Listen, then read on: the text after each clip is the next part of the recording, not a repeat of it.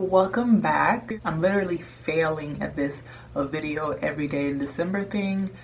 I didn't anticipate how busy I would be, but I'm still gonna try to do my best to get videos out before the new year. Some videos out before the new year. I can't even promise all the days before the new year because I'm so busy.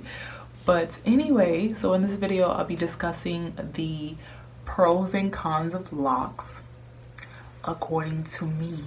And I'll try to include some little pictures here and there, maybe of what I'm talking about, just so you guys aren't just staring at me in a bathroom talking about my pros and cons of locks. So to begin with, those of you who are new to my channel and those of you who have been watching me for a very long time, you already know, tu sais déjà, já tu sabe, ou déjà connais, you already know. I had locks for 7 years. So I'm just going to share with you guys a little bit of my experience personally having locks for 7 years with my pros and my cons. So I'm going to start with the cons so we could end off on a good note. Parting system. Personally, I didn't too much like my parting system to begin with. This is a con for me because I couldn't change it for 7 years. 7 years I did not change my parting system. Of course you can't when you get locks unless you cut them off, redo your parts and reattach them. If you decide you don't want locks anymore, you have to either cut them or comb them out. And a lot of you kept mentioning that I could have combed them out. My hair would have been so long. And the fact is, long hair doesn't mean the same to everyone. Long hair doesn't mean anything to me. It doesn't have value to me. It doesn't add value or take away value to me, if that makes sense. It's just long hair. It's long hair, you know, and it's a sign that your locks have progressed if you are growing locks. So I could see that being where the value is, because you're like, hey, I've been growing my locks this long. That's why they are, you know, where they are. But as far as, oh my God, I should have combed them out to keep the length. No. Cutting was not a problem for me. That's what I wanted to do. That's what I did. Combing out is very, very tedious, especially when your locks are really long. Unsolicited, just unsolicited. We're just gonna keep it there. I don't even want to add an extra word to it, just unsolicited, because I get a lot of people that, not even just here on YouTube, in real life, that feel the need to tell me why I should have locks and why I shouldn't have locks. Although I'm a grown woman.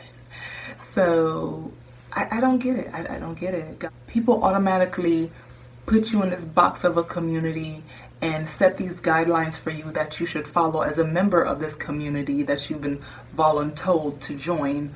That part I didn't like. I didn't like that. I felt like you can't just say I'm part of this community, natural hair community, whatever community, and community is cool, like, because that's actually a pro and a con, but I'm telling you the con side of it right now. You can't just automatically put me in a community and then get mad when I don't follow the guidelines of your community that I didn't choose to be a part of. But limitations. Locks are versatile. I'm someone who says this all the time. Versatile, I'm back on it. I don't know, but I say versatile, but I said that they're versatile, but at the same time, and they can be limiting. They can limit you. You can't get a Brazilian blowout with your locks. That's pretty much what I mean by that. Washing your locks. This is a con, only because as your locks get longer, they become more tedious to wash. But we all know a good wash feels so amazing. Build up. Locks are susceptible. I didn't really have build up, just generally speaking, locks are susceptible to build up, so you have to be really cautious about what you do to them. Bulkiness.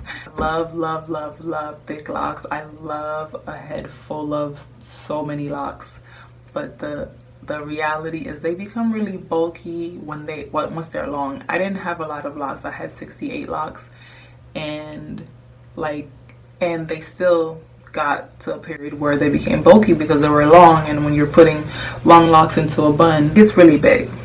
And my last con was lint.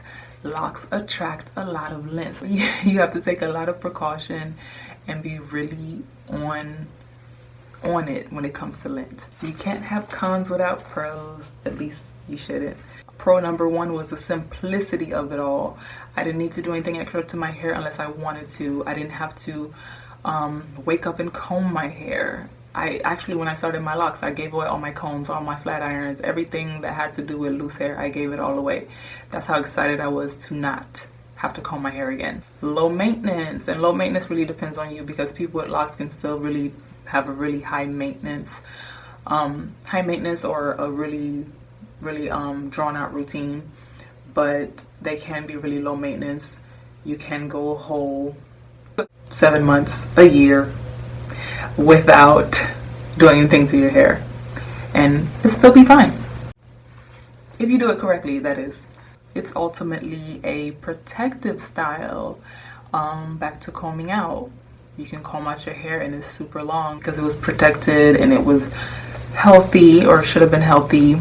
Length retention. Once again, back to length. Not that it's important to me. However, you see more length retention with locks.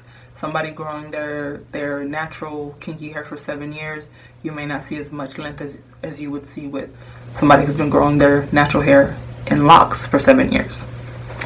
Very low to no shedding. I mean, your hair still sheds, of course, but you don't see it in your sink, you don't see it in your bed, you don't see it on your jacket. That was really my favorite part of, one of my favorite parts of having locks, is no hair in my sink. Styling, I loved styling locks. My locks, other people's locks. I just love to see a bomb style on locks. Versatility. Yes, locks are versatile. You can do so many styles with locks. You can freeform them. You can keep them maintained. It's so many things you can do with locks. Of course, back to my cons, there are limitations. But there are also a lot of options and a lot of possibilities. A lot of possibilities that exist when growing locks. Community. This was one of my cons also, and it is also a pro. There's two sides to every coin. Community can be a great thing. It could be where you meet people who have had the same experiences as you, people who have been discriminated against for having locks just like you have, and you guys can really relate on that and uplift each other and be proud of your locks together. I think that's beautiful. Where it goes wrong for me is when people think that they can tell you what to do because you are not part of this community and they have set guidelines for you that you must follow. Self-love. It does take self-love for a lot of people to grow locks, because you now must accept your hair in its true texture. You must let it do its thing, and usually when you don't, you may end up paying for it later. But it does take self-love. It really does. A lot of people don't have a problem with their hair like me. I never really had a problem with my hair texture. I've never been like, oh my god, my hair is so nappy, da da da da. But there are some people that go out of their way to make their hair seem like it's a whole other texture that it's not, because that texture is seen as more beautiful or good hair. So yeah, it takes self-love for some people to accept their hair and lock it up, because and I think that's a beautiful thing. I think that's a beautiful thing when people can have some self-discovery and build some self-love just off of locking their hair. That's crazy, but it's beautiful. And my last pro is the experience, the journey of locking your hair, watching your hair grow, watching the changes, seeing the changes, and understanding them, accepting them, seeing where you were when you started your locks to where you are now, seeing how people didn't like them when they were baby locks, now that they're long, they love them. All of that, I think, is a pro, because it's an experience and it really teaches you some things. So I appreciate the journey, the experience of having locks, and I shared a lot of that here on YouTube. You can go back and watch a whole bunch of videos, but I don't think it's fair for other people to try and dictate what somebody's journey is going to look like, what it's going to be like, when it's going to start and when it's going to end. That's not fair. It's not your hair, it's not your journey. If they feel like their hair is spiritual to them and it holds a spiritual value, and it connects them to a different realm, so be it. That's what they believe. And if someone doesn't believe that their hair is spiritual, it carries energy and all that stuff, that's them. Let them do them. It just really depends on the person. And I said before in my other video, and somebody tried to argue with me about it, but I said locks are like people.